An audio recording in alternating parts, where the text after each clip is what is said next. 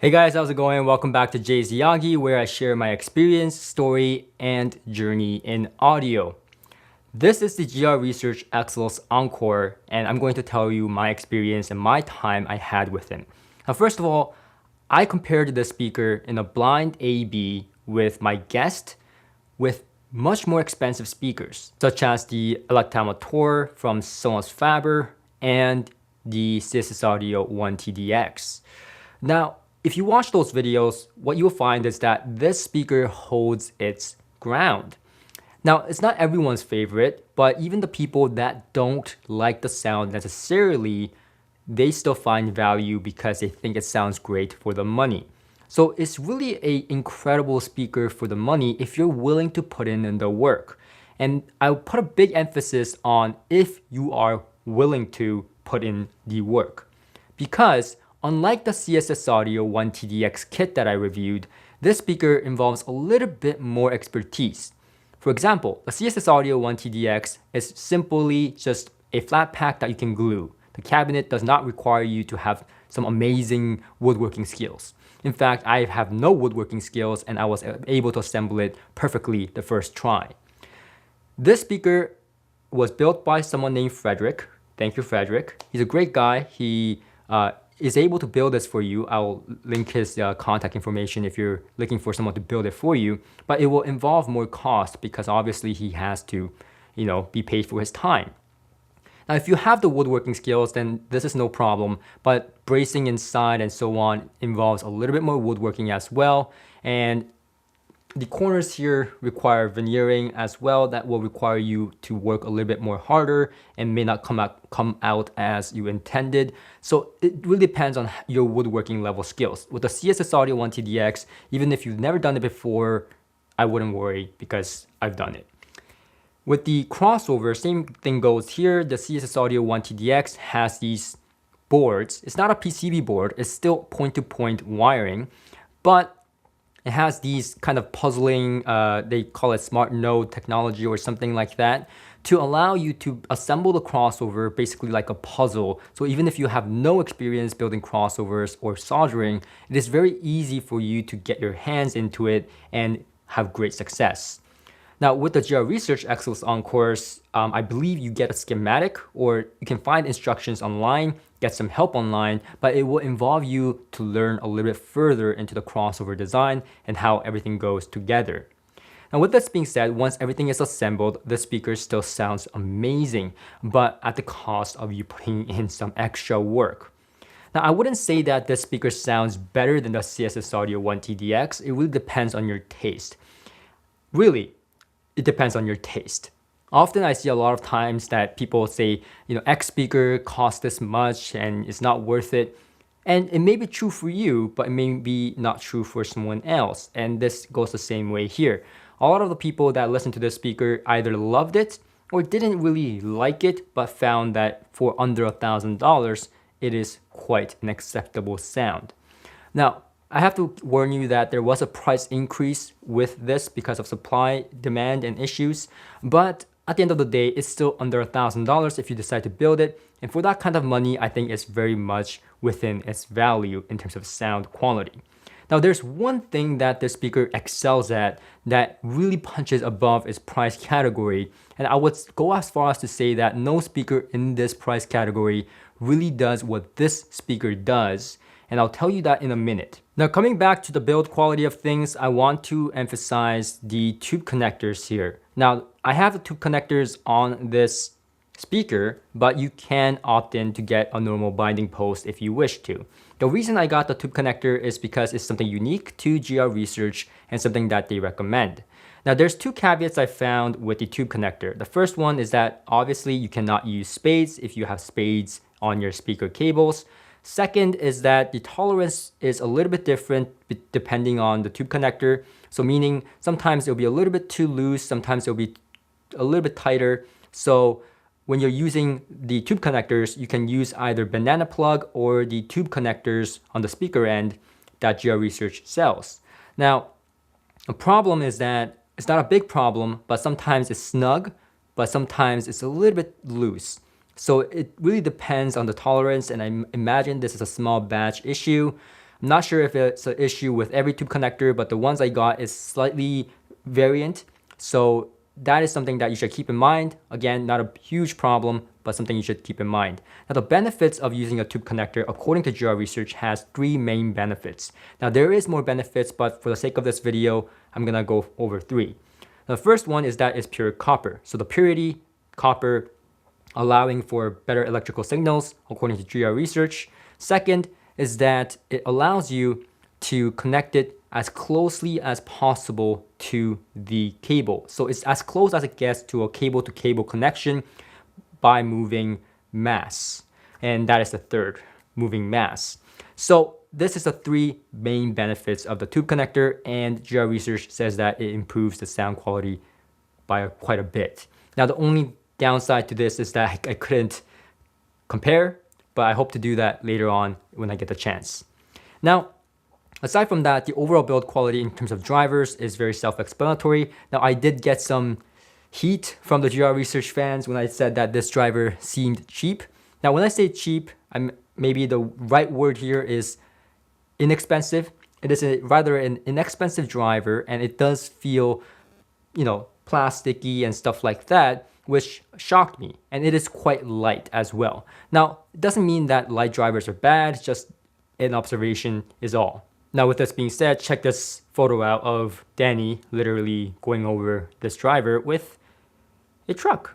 Now, that was for Danny to prove to me that, it's a very sturdy, excellent driver, but I was quite shocked that he did that with a small driver like this. Now, most drivers will survive that, in my opinion. If it's built half decent, it will, just because of the structure of, just circular basket. The only question is, did it really survive it? Like, I want a picture after you went over it, right?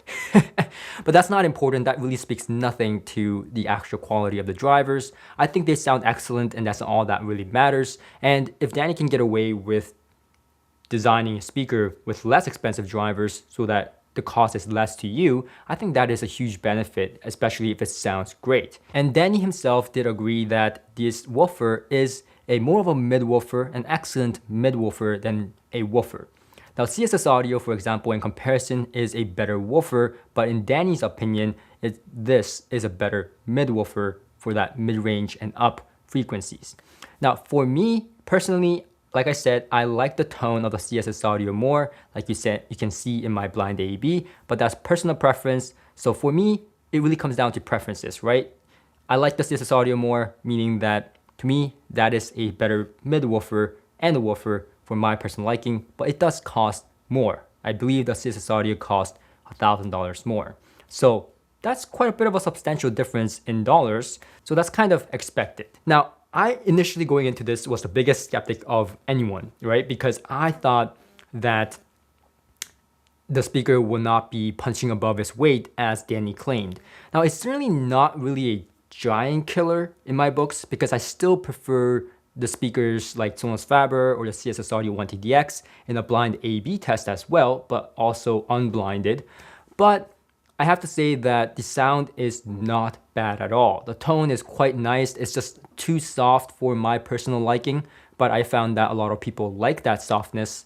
And also, it's very smooth. So mid-band and high frequency is very smooth, not fatiguing. You can listen for hours without a problem. And the bass is quite textured, quite nuanced, but it doesn't extend as low as, let's say, the Sonos Fabers or the CSS Audio 1TDX. Obviously, it makes sense because it's a smaller speaker and it's using a smaller driver. And when I was talking to Danny explained to me that this speaker is designed for more the mid-range and the high frequency quality rather than having that full range response. And if you want more bass, he recommends adding a servo subwoofer that he sells. Now, the open baffle servo subs look excellent, but I haven't tried it yet and I hope to try it in the future. But I've tried it with some of my RAL subwoofers and so on with the speaker, and certainly adding that subwoofer makes a world of a difference in terms of the bass response with this speaker. Now, when it comes to the mid-range and high frequency, again, if you're a fan of like Focals or Magicos or even Klipsch, you probably won't be a big fan of the speaker's high frequency because it's not exciting. It's not really forward sounding. It's just a little bit laid back, and in fact, I would say I'm pretty much I like kind of like the neutral sound, a little bit on the high frequency. I don't like it too rolled off or too laid back, but just forward enough.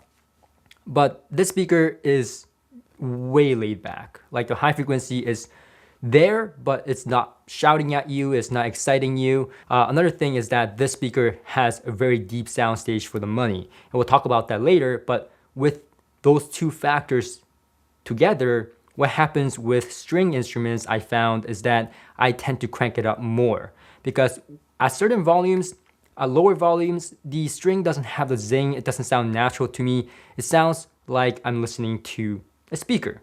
It doesn't sound realistic to me in the sense that the strings don't have the zing, it doesn't have that impact or tone that I'm looking for.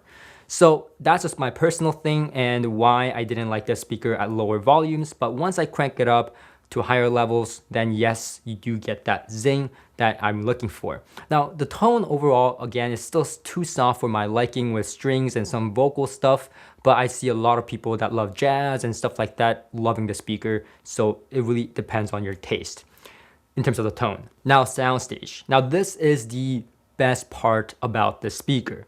So when I first heard the speaker, I set it up in my usual spot, 2 or 3 feet from the wall, and it's had pretty good depth, and I was impressed because this is something I get on much higher end speakers. It had stretched, deep into the room, and it sounded incredibly farther away, so as if I was in a stage. So it was very, very pleasant and had spatial cues, wide, deep, just atmospheric, really nice. Now, Danny kept messaging me saying that I should have it more out towards the room, try it more out towards the room. So I said, okay, you know what? If that's what you designed it for, then I'm going to do that. So why wouldn't I do that? So I pulled it out of the room, and the soundstage was incredible. The depth, I understand why Danny says to pull the speaker out of the room, because this speaker was designed for that purpose, to maximize the sound staging and give you a glimpse into the world of high-end audio where you use high quality parts like in this speaker with little compromise as possible to really allow for that sound staging and imaging to really come to light and to give you that wow factor. So this speaker really has that high-end factor when it comes to sound staging, both in depth and width, but mostly the depth. It seems like you're farther away, and sometimes in my room, it's so far away that I'm thinking to myself, this is a little bit too far away for what I'm used to, so it seems a little bit unusual, and I'm kind of like, do I like this or do I not like this? It's a little bit too far away. But at the end of the day, it's a very interesting speaker when you pull it out of the room. Now, if you don't have your room treated or don't have that kind of room, then this speaker, it's not gonna do that, but it will still give you a great sound overall for much less money. But if you really want to maximize the benefit of this speaker, then you would need to have the room and the room treated like most speakers. So again, this speaker for under $1,000. If you're in a smaller or medium-sized room, this speaker is excellent. If you're in a much larger size room or a more open concept area, then this speaker will definitely need a subwoofer to say the least. Now, another thing to note is that amplifier matching matters with this speaker. So with certain pairings, it will sound like a compressed speaker, meaning it sounds soft, sounds smooth and silky and all that, and it really didn't dawn on me until I tried it with a different amplifier. And I'll give you an example. So initially I was trying it with the Denafrips Thalo, which is my reference, one of my reference in that price category. And I liked it, but I always found it a little bit compressed compared to other speaker pairings with that amplifier. Now, when I switched it to a Class D amplifier, out of all things, the Fiera 4, suddenly this speaker opened up. And everyone that has heard the Thalo with the speaker and then the Fiera with the speaker side by side, so my associates and so on, was just very impressed because the difference was drastic. It seemed like the speaker just opened up, like the dynamic contrast just, bloomed. So definitely there was more like high frequency excitement, but not in a bright way. There was just more detail and sweetness on the top end. and the bass extension was more grippy, more tight, more punchy and dynamic. The mid-range was more contrasty, so you can tell more from the singer, from the instruments, and the separation between the blackness in between and so on was better. So overall, it was just a much better pairing with the speaker. So amplifier pairing matters. So if you find this speaker is a little bit too muted or too laid back for your liking, it could be that you need a different amplifier pairing with the speaker to make it really shine. So overall, I liked it best with the Fiera 4, but also it kind of worked with the Iota VX as well. I say kind of, but because it didn't do what the Fiera 4 did, but it still sounded better than the Thalo with this speaker. Now, Thalo is not a bad amplifier. I love that amplifier. It's one of my references. That's why I instantly tried it with the speaker. But this is one of the learning lessons where sometimes it just doesn't work. And lastly, I did try it with some tube amplifiers for those tube lovers out there, including myself. But I have mixed feelings about it. Sometimes I like it, sometimes I don't, depending on the track. And I'll tell you what it does. It gives you a holographic soundstage and deeper soundstage, but it really doesn't need it because, in my opinion, it's already very deep, even with solid states. It's very holographic and all that already. So all it really does with tube amplifiers is that it gives you a little bit of that smoothness, more smoothness and more vividness, which kind of makes the imaging less distinct, which I didn't really quite like at times, but on certain tracks definitely plays to its advantage. So I would say it's up to you, but depending on the room size, I would say you need at least 50 watts because it's not the most sensitive speaker in the world. It does like juice. It does have some requirement for power, in my opinion, in my experience. So it will depend on your room, depend on your listening habits, but I would say minimum you need at least 50 watts. And lastly, in terms of placement, I would say play around with it. Obviously, it depends on your room, depends on your listening habits. But for me, I like it directly towed towards my ears, meaning the tweeter just at my ear height, just directly at my ears, because it's a little bit, like I said, softer sounding on the top frequency. It allows me to do that and get really pinpoint imaging. Now, obviously, if you have other listeners or so on, then you want to tow it out a little bit more for a wider soundstage and a wider sweet spot. But really, it depends on you. Because the speaker has really deep soundstage and a wide soundstage, I really didn't feel the need to increase that soundstage by having it towed out towards the room. Instead, I had them tow directly into my ears so that I get that little bit more zing that I like and still have that amazing soundstage and depth. So that was perfect for my listening habit. So that's pretty much it for this video. I hope you enjoyed it. Go check out our blind A/B testing and the measurement will follow as well in the description below. If this video was helpful to you, please click that like button. It does help my channel out greatly and it doesn't cost you anything. And I'll see you guys on the next one. Until next time, take care.